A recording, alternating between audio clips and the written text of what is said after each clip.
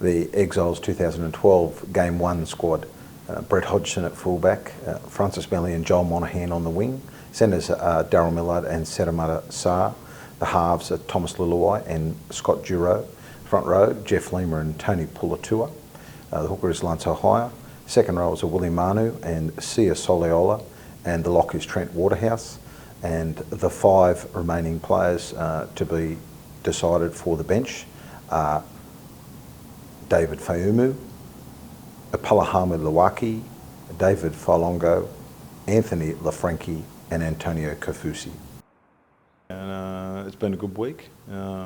We've had our little bumps and hurdles. Obtaining an 18-man squad, it's been difficult with a number of injuries and unavailable players.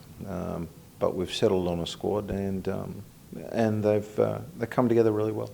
Really interesting selection with your halves. A lot of people will be looking forward to seeing those two play together.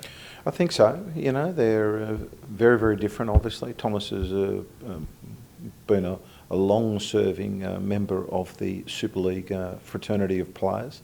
Scott Duro's in his infancy. Thomas has international experience and in the World Cup final. He's got plenty of badges of honour, and this is Scott Duro's first representative team, and he's pretty excited. Yeah, I bet he is, and they'll be playing in front of a big, powerful pack. Yeah, that's the best thing, isn't it? As a halfback, you love to have big men in front of you. You know that the game is a battle of the forwards, and it's a battle of momentum. And if you win momentum, invariably your halves can create and be threatening in their play.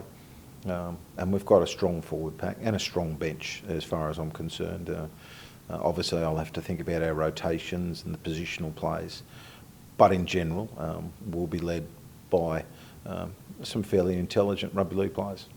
Yeah, and you've had a very relaxed start, but actually started to think about the game today. Now you know where people are playing and what you're actually going to do, so started to focus a bit today. Yeah, that's exactly right. It's fair to say that at the start of the week you've got to get through the previous week's bumps and bruises, obtain your squad that you know that's going to play, and then get down to the nitty-gritty of providing some intel and if you want, preparing the strategy and philosophy of how you want to play.